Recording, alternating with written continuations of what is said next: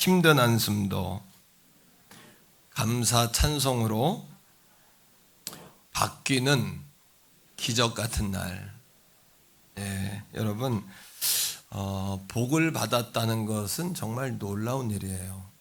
제가 목회에 복을 받았다 이런 이야기를 했더니 목사님들이 굉장히 낯설어 하시더라고요. 근데 저는 내가 목회에 복을 받았다 이런 마음을 가지고 살거든요. 왜 이게 여러분 놀라운 거냐 하면 복을 받은 사람과 복을 받지 못한 사람은 하늘과 땅 사이의 삶을 사는 거예요. 그러니까 오늘 복을 꼭 받아야 된다.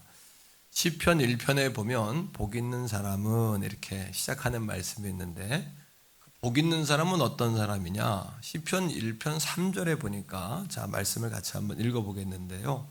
그는 이라고 나오는데, 그는이 누구냐 하면 1절에 나오는 복 있는 사람은 이거예요. 그리고 복 있는 사람이 어떤 사람인지를 설명을 하는 겁니다. 자, 복 있는 사람 시작. 복 있는 사람은 시냇가에 심은 나무가 설을 따라 열매를 맺으며 그 잎사귀가 마르지 아니함 같으니 그가 하는 모든 일이 다 형통하리로다. 이걸 정리하면 이렇습니다. 복 있는 사람은 형통한다. 이거예요. 복 있는 사람은 형통한다. 형통이란 단어는 히브리어로 짤라흐 이렇게 콧소리를 내면 짤라흐 이렇게 발음합니다. 이 단어의 뜻은 세 가지인데, 하나는 번성한다 이런 의미를 가지고 있어요. 번성한다. 두 번째는 돌파한다 이런 의미를 가지고 있어요. 모든 게 스무스해요. 다윗의 인생이 요셉의 인생이 형통했는데 거기서 나오는 짤라흐는 요셉이 스무스했다는 거예요. 열렸다는 거예요. 계속해서. 또 한 가지는 여러분 짤라흐의 뜻은 승리한다. 그러니까 따라합니다. 번성한다, 돌파한다, 승리한다. 이런 의미를 형통이라는 단어가 가지고 있는 의미입니다. 자, 복 있는 사람은 이렇습니다. 시냇가에 심은 나무는 나무가 여러분 복 있는 게 아니라 시냇가에 심겨진 나무예요. 뭐가 중요해요? 시냇가가 중요한 거예요. 시냇가에 심겨진 나무는 뿌리를 어디다가 시냇가에 대고 있으니까 계절을 따라 잎사귀가 푸르고 열매가 맺어집니다. 자, 그런데 물어볼게요. 시냇가에 심기운 나무가 한 일이 뭘까요? 그죠? 어디다가 시냇가에 뿌리를 대고 있는 거예요. 이게 복된 모습이에요. 그리고 사시사철 열매를 맺고 잎사귀가 마르지 않아요. 이게 바로 복된 사람의 인생이고 형통한다는 뜻이에요. 반대로 여러분 시냇가에서 멀찍이 떨어진 나무를 생각해 봅시다. 산꼭대기에 심겨져 있거나 바위 틈에 있는 나무, 거친 그런 여러분 메마른 바위산에 심은 나무를 생각해 보세요. 아무리 몸부림쳐도 열매 맺기가 쉽지가 않아요. 열매는 고사하고 말라 죽지 않으면 다행이에요. 이런 삶이 바로 복이 없는 삶입니다. 그래서 그들의 모양을 보면 시냇가에 심기운 나무가 수양버들처럼 쭉쭉 뻗어 있는데, 여러분 메마른 산지에 심겨진 나무들은 구부러져 있고 비틀어져 있고 꼬여 있고 서로 여러분 뭐예요? 거친 영상을 하고 있고 열매가 없고 잎사귀도 없는, 겨우 자기의 생명만 부지하고 있는 그런 모습. 여러분들의 모습은 이 아침 어떤지 볼 필요가 있죠. 자, 그런데 오늘 말씀 가운데 보니까 일찍이 우리처럼 힘든 한숨의 인생을 살았고 어두운 인생을 살았던 다윗이 그 힘든 한숨을 바꿔서 감사, 찬송으로 바꾸는 기적의 삶을 살았어요. 그 이유가 뭐냐 하면 2절에 그 답이 나와 있습니다. 2절에 바로 시냇가에 심겨 있었기 때문이에요. 다 같이 봅니다. 시작. 내가 여호와께 아뢰되 주는 나의 주님이시오니 주 밖에는 나의 복이 없습니다. 주님 밖에는 내 복이 없다. 그러니까 주님 곁에 딱 붙어 산 거예요. 주님을 시냇가로 삼고 거기에 뿌리 내리고 산 거예요. 다윗이 한 일은 뭐냐 하면 뭘 하려고 한 게 아니라 그저 시냇가에 심겨 있고 나무에 붙어 있는 가지처럼 붙어 있고 주의 말씀이 내 안에 내가 주님 안에 거하는 것에 가치를 두고 다윗은 산 거예요. 이 말씀의 고백처럼 주밖에 나의 복은 없다는 이야기는 주님 없이는 소망도 없습니다. 행복도 없습니다. 바꿔 이야기해요.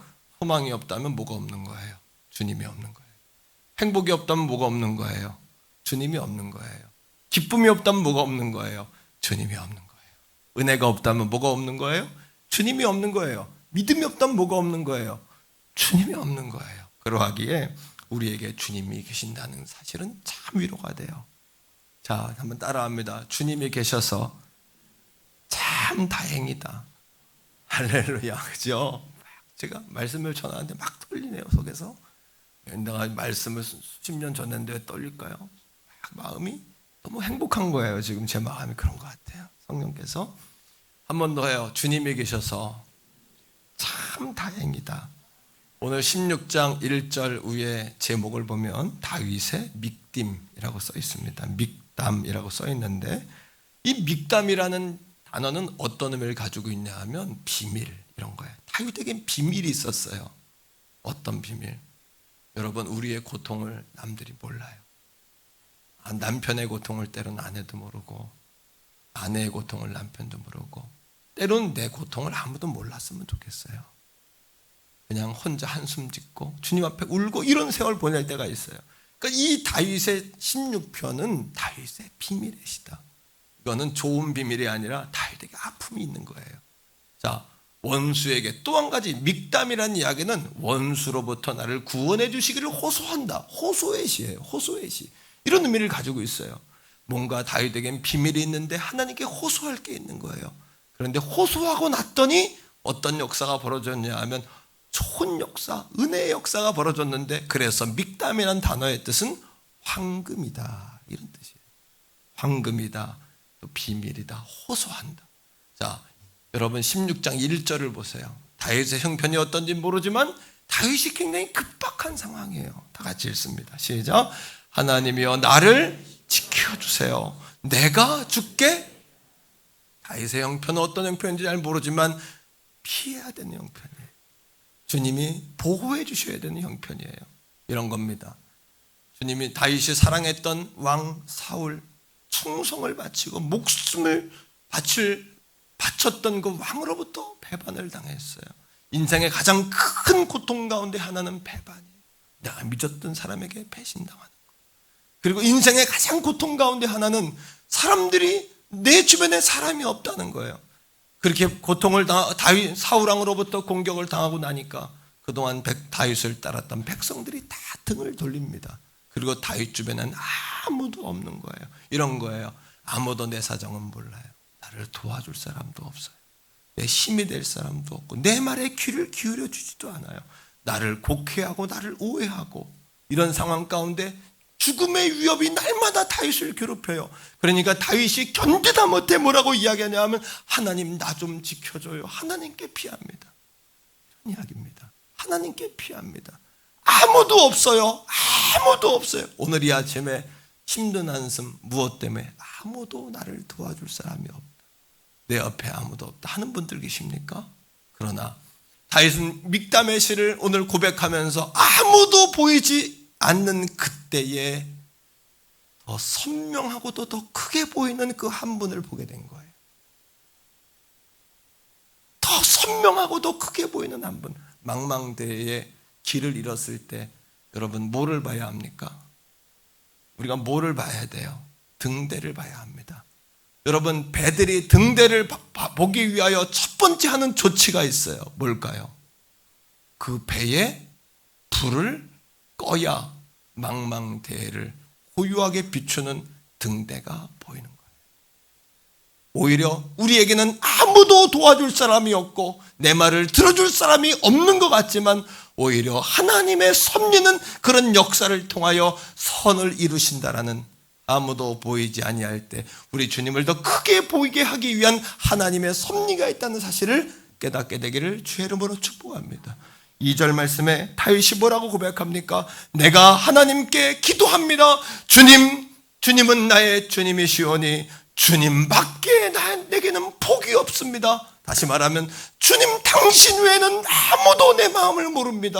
오늘 이 아침에도 당신밖에는 나를 도울 분이 없습니다. 사람도 허수아비요, 힘도 허수아비요, 하나님 아무도 내겐 복이 없습니다. 이런 고백을 드리는 순간 다윗의 영이 살아나고 힘든 한숨 가운데 한숨이 바뀌어 감사의 찬송이 되는 기적과 같은 은혜를 다윗이 경험하게 되었다는 거예요. 사랑하는 성도 여러분, 이것이 사는 길입니다. 따라합니다. 이것이 사는 길이다. 이것이 사는 길입니다. 고난 가운데도 아무것도 보이지 않는 그때 주님을 보게 되는 것, 이것이 바로 감사 절기의 정신이에요. 오늘 이 아침에 하나님이 절기를 주신 것, 이 아침에 다시 하나님밖에는 나의 복이 없음을 깨닫고 주님을 보게 되는 시간, 역사의 현장이 되기를 주님이 원하시는 거예요. 신명기 16장 15절의 말씀을 다 같이 봅니다. 이 말씀 가운데 절기를 명령하시면서 하나님은 두 가지의 명령과 한 가지의 약속을 이렇게 주세요. 성경의 패턴 가운데 하나는 하나님이 명령하신 다음에는 항상 하나님은 명령만 하시는 분이 아니라 무언가 선물을 준비하고 계신다는 겁니다. 그것을 오늘 말씀 가운데도 깨닫게 돼요. 두 가지 명령과 한 가지 약속, 말씀을 읽으며 봅시다. 자, 첫 번째 하나님의 명령은 장소예요. 다 같이 읽어요. 시작. 내 하나님 여호와께서 택하신 곳에서. 자, 절기를 지키되 어디에서요? 택하신 곳에서. 따라합니다. 장소가 마음가짐을 달리하게 한다. 따라합니다. 장소가 태도를 바꾼다. 이스라엘 백성들이 1년 내내 흩어져 살고 양무리를 치는 유목민으로서 여기저기 흩어져 살지만 1년에 하나님이 정한 절기에는 하나님이 택하신 곳에서 모든 것을 차단하고 하나님을 우선순위로 하고 하나님 앞에, 법궤 앞으로, 성전 앞으로, 성소 앞으로, 실로 앞으로, 예루살렘 앞으로, 오늘 이 아침에 태교원 성결교회 앞으로 하나님이 우리를 초대하신 줄로 믿습니다. 여러분, 장소의 명령이에요. 계속해서 장소입니다. 첫 번째 명령은 장소예요. 자, 계속해서 읽습니다. 너는 시작. 너는 이래 동안 내 하나님 여호와 앞에서. 누구 앞에서? 오늘 이 아침에 여러분은 뭐 앞에 예배하고 있습니까? 여호와 앞에서. 오늘 이 아침 여러분들 앞에 가림막이 없기를 주의 이름으로 축원합니다. 태교원 성결교회에 나오는 모든 성도들은 누구도 마음껏 주님을 믿는 일 외에는 여러분 앞에 걸림돌이 없기를 주의 이름으로 축복합니다. 우리 교회가 그런 교회가 되길 원해요. 우리 교회에 와서 마음껏 기도하고 마음껏 은혜 받고 오늘 이 아침에도 하나님이 주시는 영적 만나를 마음껏 맛보고 돌아가는, 영적 보화를 마음껏 품고 돌아가는, 우리 모든 가족 영적 생수를 마음껏 마시고 돌아가는, 주의 십자가 분명히 보고 돌아가는 이 아침, 그것보다 우선순위가 없기를 주의 이름으로 축복합니다. 마음껏 주님을 보고 돌아가는 거예요. 두 번째, 하나님의 명령은 방법이에요. 첫 번째 명령은 장소지요, 두 번째 방법입니다. 다시 한 말씀을 읽습니다. 첫 번째로 돌아가서, 자, 시작. 네 하나님 여호와께서 택하신 장소, 너는 이래 동안 네 하나님 여호와, 장소, 뭐를? 절기를 지키고. 따라합니다. 절기를 지키고. 지키라는 겁니다. 명령입니다. 지키라는 겁니다. 약속을 주시기 위해서입니다. 지키라는 겁니다. 절기를 지키라는 것은 하나님을 기억하라는 이야기예요. 2020년을 시작하니 벌써 11개월이 넘었습니다. 희망차게 시작했지만 어느덧 온 나라 온 땅에 전염병이 들고 우리에게는 평생 정말 감당할 수 없는, 우리가 어떻게 해야 될지를 모르는, 우리엔 정말 무력함 가운데 하루하루 한숨과 버거움과 보이지 않는 삶을 11개월 동안 살아왔어요. 그럼에도 불구하고 오늘 이 아침에 우리가 이 자리에 설 수 있는 것, 그리고 이 자리에 서서 내일을 꿈꿀 수 있는 것, 그리고 염려하는 것도 내일에 대한 갈망이 있기 때문이라는 것, 우리 안에 두려움이 있다는 것도 그것은 우리의 부족함을 인식했기 때문이라는 것, 오히려 그러하게 주님을 더 바라보게 됐다는 것, 그 사실을 기억하며 절기를 지키는 하나님을 기억하는 우리 모두가 되기를 주의 이름으로 축복합니다. 이것이 역설의 은혜예요. 역설의 은혜. 그러하지만 그걸 통하여 하나님이 더 큰 은혜를 우리에게 주신 거예요. 절기를 지키라, 지키라. 방법입니다. 또 나오고 있어요. 방법. 그 다음에 시작. 네 하나님 여호와께서 내 모든 소출과 내 손으로 행한 모든 일에 복 주실 것이니 너는 온전히 즐거워하라. 온전히 즐거워하라. 이거는 기뻐해라, 행복해라 이런 의미만 있는 것이 아니라 성경에 나오는 즐거움은 찬양하라, 감사하라, 예배하라, 주님을 높여드려라. 오늘 이 아침에 이 자리가 기적의 현장, 축복의 현장, 감동의 현장, 은혜의 현장, 만나의 현장이 되기 원한다면 사랑하는 성도 여러분, 온전한 감사와 찬송과 예배로 주님 앞에 달려가는 우리 모든 가족들이 다 되기를 주의 이름으로 축복합니다. 그러한 기적의 현장 되기 원합니다. 만나가 내리는 현장이 되어지기를 간절히 소원합니다. 그리고 삶의 현장에 돌아가 하나님의 살아계심을 증명하는 모든 가족들이 되기를 바라요. 자, 명령, 장소와 방법이에요. 그렇다면 약속. 하나님은 무엇을 우리에게 약속하시는 걸까요? 우리 자녀된 우리에게, 하나님 백성된 우리에게 장소와 방법을 말씀하신 후에 우리에게 과연 어떤 은혜를 주시려고 하는 걸까요? 다시 한번 말씀으로 돌아갑니다. 15절 말씀을 다시 한번 보세요. 자, 시작. 내 하나님 여호와께서 택하신 곳. 말씀이 보이죠? 너는 일주일 동안 내 하나님 여호와, 말씀이 보였어요. 절기를 지켜라. 내 하나님 여호와께서 내 모든 소출과 내 손으로 행한 모든 일에 복 주실 것이니. 복 받은 걸로 감사라는 이야기가 아닙니다. 하나님은 여러분들에게 하나님이심을 기억하고 감사하는 거예요. 그리고 오늘 감사를 통하여 복을 주시겠다고 약속하세요. 그러하기에 따라합니다. 오늘의 감사 없이 내일의 의미 없고, 오늘의 감사 없이 내년을 보장받을 수 없다. 오히려 하나님이 오늘 이 시점을 끊어서 하나님을 기억하고 감사하라는 이유는 이 감사를 통하여 내일을 보장받기 때문임을 기억하기를 주의 이름으로 축복합니다. 그러하기에 오늘의 감사가 없이는 내일의 축복은 없습니다. 오늘의 하나님을 기억하는 신앙 없이는 내일을 보장받을 수 없습니다. 오직 예수 그리스도, 그 예수 그리스도의 십자가를 바라보지 않는 이상은 내일을 보장받을 수 없다는 사실을 깨닫게 되기를 주의 이름으로 축복합니다. 여러분, 자, 문제는 그러나 이겁니다. 목사님, 그렇다면 다 알겠는데, 다 이해가 됐는데요, 어떻게 하면 우리가 그런 믿음을 가질 수 있겠냐는 거예요. 자, 어떻게 하면 그런 믿음을 가질 수 있을까요? 따라합니다. 시각을 바꿔야 한다. 시각이 달라져야 합니다. 우리의 바라보는 시각 말입니다. 없는 것이 아니라 있는 것을 바라봐야 합니다. 없는 것이 아니라 있는 것 말입니다. 다 잃어버렸지만, 아무것도 없지만, 누구도 도울 수 없었지만, 누구요? 다윗이 마지막 그 순간에 본 그것 무엇이죠? 주님은 나의 주님이시오니. 따라합니다. 주는 나의 주님이시오니. 사실은 주님은 나의 복이십니다. 그것보다 더 중요한 말씀은요, 당신이 나의 주인이시오니. 헬라어로, 히브리어로 아도나이. 아도나이는 절대적인 하나님. 성경에 365번이 나오는 단어가 있는데 그게 뭐냐면 두려워하지 말라요. 매일매일 두려워하지 말라, 두려워하지 말라. 그만큼 우리 인생의 문제는 두려움의 문제예요. 두렵다는 것은 우리가 한계를 느꼈다는 거예요. 내 힘으로는 할 수 없다는 겁니다. 하지만 한계를 느끼는 그 순간에 한계 넘어 계신 우리 하나님이 보이기를 주의 이름으로 축복합니다. 주님이 보이셔야 돼요. 한계 넘어 계신 우리 주님 말입니다. 그러나 오늘 귀한 말씀 가운데 주는 나의 주님이시오니, 주님은 나의 아도나이십니다. 절대 하나님이십니다. 아무것도 없지만 그 순간 그거 있는 것을 보는 거예요. 시각이 바뀌어져야 돼요. 아도나이 성경에 340번이 나옵니다. 마찬가지로 두려워하지 말라는 말씀과 마찬가지로 하나님이 나의 주님이신 것을 날마다 기억하며 고백하며 손으로 붙잡고 살아야 될 줄로 믿습니다. 여호사밧이 암몬, 마온, 모압 군대가 3개국의 연합군들이 몰려와 전쟁을 통해 위협을 줄 때 여호사밧이 이렇게 고백합니다. 하나님, 내 힘으로는 어떻게 할 수도 없습니다. 내겐 그런 지혜도 없습니다. 감당할 수도 없습니다. 하지만 마지막 한 가지, 오직 주님만 바라봅니다. 오늘 이 아침 의지적으로 주님을 보세요. 의지적으로 주님을 찾으세요.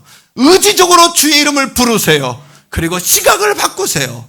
아멘입니까? 여러분, 이 시대의 전쟁은요, 플레임의 전쟁이에요. 플레임은 여러분 기계에서 쓰는 단어입니다. 플레임은 틀이라는 이야기예요.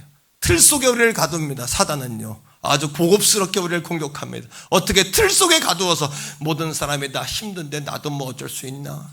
모든 사람이 다 겪고 있는데 뭐 나만 그런 건가? 아니요. 모든 사람이 그러할지라도 하나님의 백성은 온 땅의 재앙 가운데, 애굽의 10가지 재앙 가운데 구별되었던 것처럼 애굽의 장자의 죽음 가운데도 임방설주에 주의 보혈을 뿌렸던 가정마다 구원함을 얻었던 것처럼 우리 예수 믿는 백성들의 삶과 가정과 자손들은 하나님이 구별하여 눈동자처럼 적자처럼 오늘도 지켜보고 계시는 줄로 믿습니다. 내가 너를 지명하였고 너를 구속하였느니 오늘날 너는 내 것이라고 말씀하니 주님께서 우리를 불 가운데로 지날지라도 타지 아니할 것이며 물 가운데로 지날지라도 물이 침몰지 못할 것이며 하나님께서 우리를 오늘도 눈동자처럼 적자처럼 주님의 오른팔로 붙잡고 계시면 된다는 그 사실을 믿게 되시기를 바라요.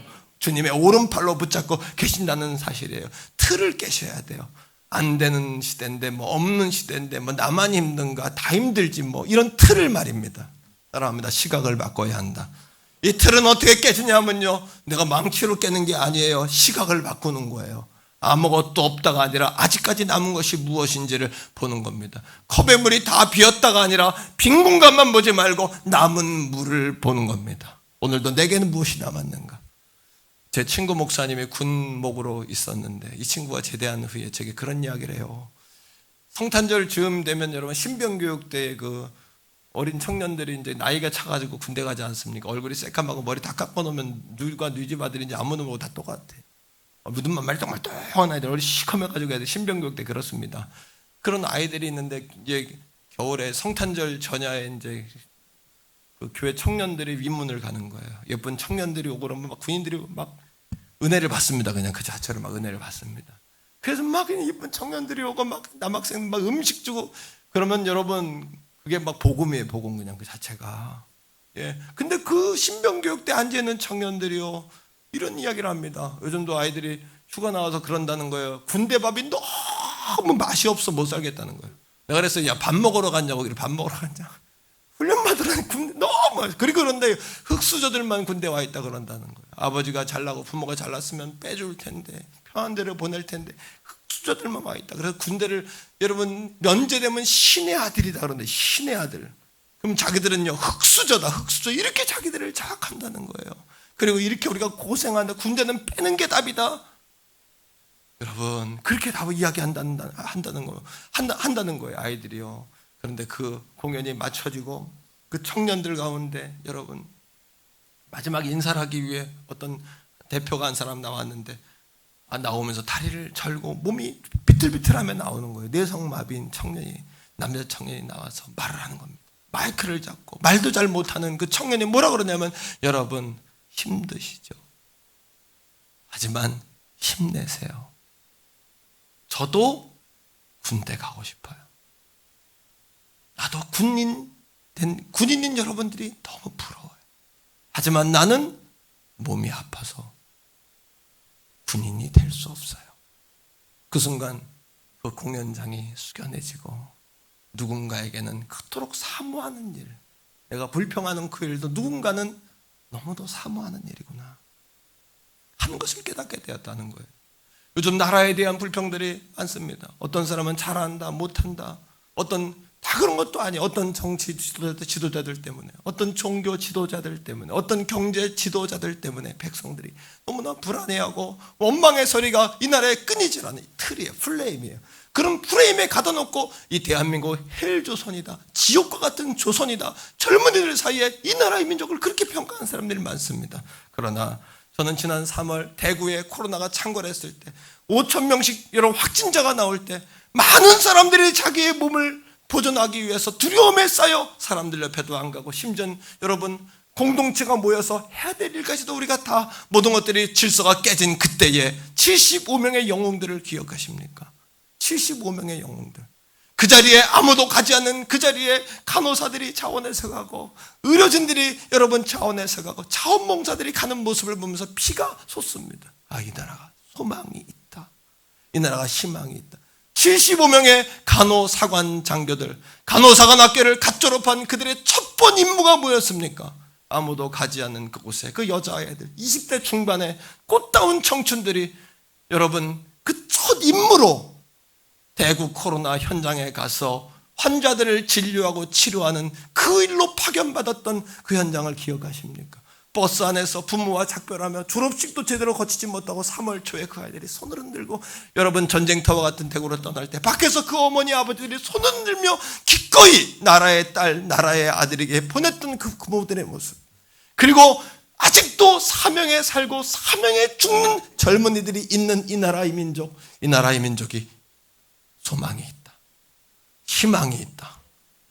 그러나 우리는 여전히 헬조선이라는 플레임으로 누군가의 대표적인 한 사람의 잘못을 가지고 이 나라 전체가 소망이 없다라고 그렇게 여기는 그런 프레임에서 시각을 바꿔야, 시각을 여러분 다른 곳으로 돌려야 우리의 감사가 생기고, 없는 것이 아니라 있는 것에 초점을 맞추게 되고, 오직 여호와 주님이 나의 주님이시오니 주밖에 나의 복이 없습니다, 이런 고백이 나오는 줄 믿습니다. 여러분, 마이클 그린이라는 영국 기자가 있어요. 우리나라에 15년 동안 살면서 우리나라에 대해서 글을 썼던 마이클 그린이라는 여러분 기자가 한국을 말한다라는 글을 썼어요. 여기에 한국에는 부패와 조급성과 당파성 등 문제가 많으면서도 하지만 훌륭한 점도 많다. 첫째, 세계에서 머리가 가장 좋다. 평균 IQ가 105가 넘는답니다. 두 번째, 문맹률이 1% 미만인 유일한 나라다. 컴퓨터 자판에 그 나라 언어를 다 넣을 수 있는 나라는 두 언어밖에 없다. 영어와 한글. 유엔에서 문맹국에, 그래서 여러분 글자가 없는 그 나라의 영어와 한글을 추천한답니다. 세계의 모든 나라 가운데 한글을 국어로 삼는 나라가 세 나라. 세 번째, 노약자 보호석에 있는 세계 5개 나라 가운데 한 나라. 세계에서 유일하게 여성 가정 복지부가 존재하는 나라. 음악 수준이 가장 빠르게 발전한 나라. 지하철 평가 세계 1위로 청결과 편리함이 최고인 나라. 우리는 우리의 장점을 모르지만 외국인 눈으로 봤을 때 한국은 이렇게 위대한 나라다. 그리고 한국은 이렇게 가능성 있는 나라다. 가장 단기간에 IF를 극복한 나라. 할렐루야. 여자분들 자부심을 가지세요. 유럽 남성들이 뽑은 여자 미모 순위 1위인 나라.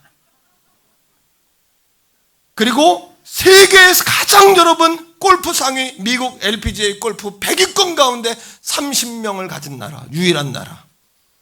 뿐만 아닙니다. 세계에서 가장 기가 센 민족, 4대 강국 앞에서 전혀 주눅이 들지 않는 사람들. 한국인은 강한 사람들에겐 꼭 놈자를 붙인다. 미국 놈, 외놈, 떼놈. 그러나 약소국 사람들에게는 놈자를 붙이지 않는다. 아프리카 사람, 인도 사람, 네팔 사람. 그리고 제2차 세계대전 당시 중국인은 일본에게 3,200만 명이 학살당했지만 고위직의 요인을 한 번도 암살하지 못하고 저항하지 못했다. 그러나 한국인은 3만 2천이다. 약 1,000배 차이. 그러나 이토 히로부미를 저격하고 중국에서는 10명의 정보 요인을 암살하고 일본의 심장부인 동경에 폭탄을 투척해서 일본인들의 간담을 서늘하게 했다. 우리나라 좋은 나라. 대한민국 화이팅입니다. 마이클 그린에게 커피 한 잔 사야 되는 거예요.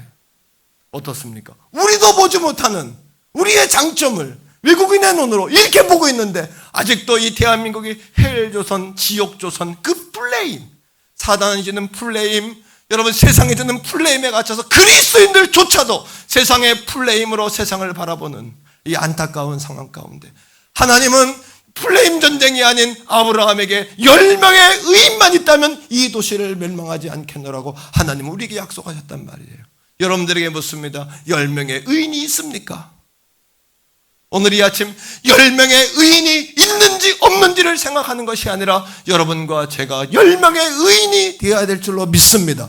그렇다면 하나님이 이 나라 이 민족을 살리실 줄 믿어요. 그리고 여러분 이 나라 이 민족을 통하여 온 땅에, 동방의 작은 나라가 온 땅에 복음을 수출하고 하나님 영광을 드러낼 수 있는 거룩한 나라가 되게 될 줄로 믿습니다. 데살로니가전서 5장 16절 17절 18절 말씀에 항상 기뻐하라, 쉬지 말고 기도하라, 범사에 감사하라, 이는 그리스도 예수 안에서 너희를 향하신 하나님의 뜻이라고 사도 바울은 데살로니가 교인들을 권면하고 있어요.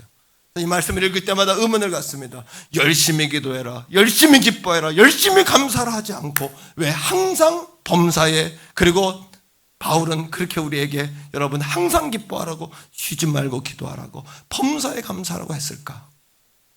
운동 경기를 보면요, 농구나 배구를 보면 막 게임이 막 앞서, 흐름이 좋아가지고 막 게임을 앞서갑니다. 그때 상대편 감독이 하는 일이 있어요. 뭘까요?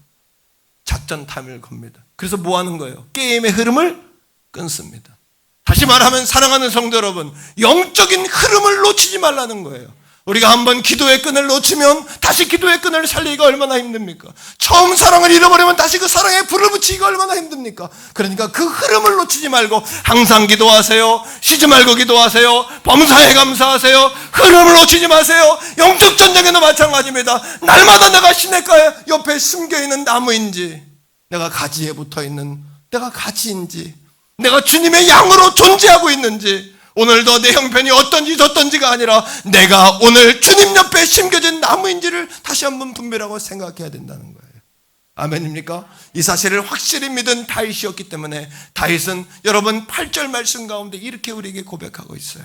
8절을 다 같이 읽습니다. 자, 시작. 내가 여호와를 항상 내 앞에 모시며 그가 나의 오른쪽에 계심으로 내가 흔들리지 않는다는 거예요. 그분을 항상 내 앞에 모시고 살기 때문에 위기의 순간, 여러분, 위기의 순간, 주님은 위기의 순간만 내 옆에 계시는 분이 아니라 질병으로 여러분 답이 없고 경제적인 어려움으로 답이 없고 인생에 답이 없을 때만 내 앞에 존재하는 분이 아니라 항상 내 앞에 계심을 믿고 살았던 다윗, 그러하기에 그는 힘든 한숨도 감사 찬송으로 바꾸는 기적의 나날을 살아갈 수 있었던 거예요. 오늘 이 아침, 이 추수감사의 아침, 하나님이 우리에게 주시는 이 추수감사의 선물이요 기적이요 메시지인 줄로 믿습니다. 말씀을 맺습니다. 믿음으로 사는 것은요 답답한 삶이 아니에요. 지금도 힘든 한숨이 감사 찬송으로 바뀌는 비결이 있다는 사실이에요. 믿습니까? 한번 해봐요. 힘든 한숨도 감사의 찬송으로 바뀌는 비밀이 있다. 여러분, 세상과 싸우기도 힘든데 부부간에 싸우지 마세요. 부부 가운데 힘을 줘야 되잖아요. 남편들이요, 아내들 무시하지 말고 아내를 존중하세요. 아내들이요, 남편들 거부하지 말고 남편들 수고를 인정하세요. 그리고 서로 뭐예요? 감사해야 되지 않냐고. 주님 앞에 우리가 주님을 모시고 살아야 되지 않냐고.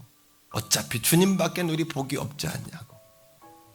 사랑하는 성도들이요, 사랑하는 성도들 안에서도 우리 이렇게 일주일에 한 번 만나고 흩어지는 모임일지라도 잠깐의 시간이라도 서로를 격려하세요. 주님밖에는 복이 없습니다. 너무 힘들어 그러면 집사님 어차피 주님밖에는 복이 없는 거잖아. 기도할게. 할렐루야. 사람들은 예수 믿는 삶이 답답한 삶이라고 하지만 이걸 모르니까 답답한 삶이라고 할 수밖에 없지 않습니까? 성경 5절은 우리에게 이렇게 이야기합니다. 5절의 말씀 읽어봐요. 시작. 여호와는 나의 산업과 나의 잔의 소득이시니 나의 분깃을 지키십니다. 간추리 이야기하면 아버지 재산이 내 재산 아닙니까? 아버지 권세 내 권세 아닙니까? 하나님 우리 아버지 아닙니까? 그러니까 오늘 말씀이 뭐라고 이야기해요? 여호와는 나의 산업과 내 잔의 소득이다. 나의 분깃을 하나님이 지켜주신다. 하나님이 주시는데 누가 막겠습니까? 하나님이 그렇다 하는데 누가 아니라 하겠습니까? 하나님이 살리시겠다는 누가 죽이겠습니까? 하나님 높이기도 하고 낮추기도 하고 온 땅의 주인이고 섭리와 역사의 주인이신 하나님이신 줄로 믿습니다. 그러나 사단과 세상은 자꾸 하나님 프레임 안에 가두는 거 아니에요? 많은 신 가운데 하나다. 아니요, no. 하나님은 유일한 하나님이시다. 야훼이시다. 여호와이시다. 창조의 하나님이시다. 사람이 여러분 그렇게 하나님의 섭리를 볼 수 있나요? 오늘도 우리는 전밖에 못 보잖아요. 과거, 현재, 미래를 알 수 있나요? 모르잖아요. 하나님은 전뿐만 아니라 과거와 현재와 미래와 모든 것들을 통합해서 4차원의 하나님은 세계를 다 아시잖아요. 우리 인생이 아무리 뛰어난들 1차원, 2차원 기껏 알아야 3차원밖에 더 알겠습니까? 하나님은 통합적으로 복합적으로 영원 창조 전에도 계셨고 지금도 계시고 영원토록 계시는 우리 야훼 아버지, 그 위대하신 그분이 우리 아버지 아닙니까? 여러분의 아버지 아닙니까? 할렐루야. 따라합니다. 하나님 아버지, 이 사실이 믿어지기를 주의 이름으로 축복해요. 6절입니다. 우리 다 같이 읽어요. 시작. 내게 줄로 채워진 구역은 아름다운 곳에 있으며 나의 기업이 실로 아름답도다. 이 설명을 다 하면 오래가니까 간단히 이야기합니다. 하나님은 내 인생의 울타리다. 하나님이 울타리라면 누가 그 울타리를 허물고 침범하겠는가? 그러하게 하나님 울타리 안에 있는 우리의 영혼은 안전합니다. 오늘도 우리의 영혼이 안전합니다. 믿습니까 여러분? 믿습니까 여러분? 로뎀남에 계시는 성도님들도 믿습니까? 우리 주님 안에서 우리 영혼은 안전한 거예요. 자, 세 번째 9절입니다. 우리 다 같이 9절의 말씀을 읽습니다. 다 같이 시작. 이러므로 나의 마음, 혼입니다. 혼, 생각, 마음. 그 다음에 시작. 나의 영, 하나님은 영입니다. 인간을 3분법, 2분법으로 나눕니다만 3분법으로 이야기했을 때 혼입니다. 혼, 생각과 마음 지킵니다. 그 다음에 우리 영, 하나님과의 영, 에덴 동산을 지킵니다. 그 다음에 내 육체, 혈과 피, 여러분 혈과 육, 이 고깃덩어리, 육체, 이것도 하나님이 안전하게 살려주시는 줄 믿습니다. 여러분 할렐루야. 오늘 이 아침에 힘든 한숨도 감사의 찬송으로 바뀌는 비밀이 있습니다. 힘든 한숨도 감사의 찬송으로 바뀌는 축복이 우리 옆에 있는 겁니다. 둘째 아들이 아버지를 떠나 돌아갑니다. 여러분 유대인들이 하지 않는 일, 돼지 고기 안 먹습니다. 근데 돼지 치는 일까지 가요. 성경이 돼지를 이야기한 것은 떨어질 수 없는 바닥까지 떨어졌다는 얘기예요. 그제서야 아들이 깨달아요. 그리고 주님 앞으로 돌아가요. 고향 어귀를 딱 도는 순간 거기 누가 서 있어요? 아버지는 늘 그 자리에서 기다리고 있었던 거예요. 왜?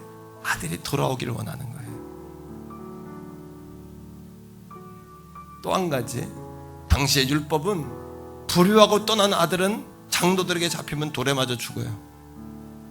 아들이 돌아오다가 아버지가 먼저 이 아들을 끌어안지 않으면, 장로들의 손에 걸리면 돌에 맞아 죽는 거예요. 당시 율법이에요 이게. 그러니까 아들이 돌에 맞아 죽으면 안 되니까 언제 올지 모르는 그 아들을 기다리면 아버지는 늘 거기 있는 거예요. 다른 사람들이 눈에 발칵되면 안 되니까. 오늘 우리가 돌아오려고 할 때 방해하는 것들이 많지만 하나님은 미리 와서 계십니다. 그래서 주님이 와 계셨던 거예요. 그리고 아버지께서 아들을 불러다 뭐라 그래요? 사람들 앞에서 그 아들을 끌어안고 이 아들 용서했다는 거죠. 돌에 맞아 죽으면 안 되니까. 소를 잡아라. 어떤 소를? 살찐 소를. 옷을 입혀라. 어떤 옷을? 좋은 옷을. 할렐루야. 이 아침에 깊은 힘든 한숨도 감사의 찬송으로 바뀌는 비밀이 있다니까요. 여러분들 틀을 깨고 그 은혜의 보좌 앞에 달려나가기를 주의 이름으로 축복해요. 주님밖에 나의 복이 없다고 고백하는 진정한 기적을 맛보는 이 아침 되기를 주의 이름으로 간절히 소원합니다. 같이 한번 기도합시다. 이 시간 주님 감사합니다. 주님 깊은 한숨 가운데 있나요? 감사 찬송으로 바뀌는 비결이 있어요. 뭡니까? 주님은 나의 주님이라고 고백하시고 주님밖에 나의 복이 없다고 선포하는 거예요. 그리고 그 주님 바라보고 오늘 이 아침에 담대히 아버지 앞으로 돌아갑니다. 이 고백 가지고 나가는 거예요. 우리 한번 따라합니다. 아버지 앞으로 돌아갑니다. 주님 밖에는 나의 복이 없습니다. 할렐루야. 할렐루야. 이 시간 여러분 주여 이렇게 한번 부르게 기도할 거예요. 그때 여러분 안에 있는 슬픔, 염려, 죄의 찌꺼기, 두려움 나 있지요. 밖으로 다 뱉어버리는 심정으로 주여 한번 간절히 부르고 우리 그님 앞에 그렇게 기도하겠습니다.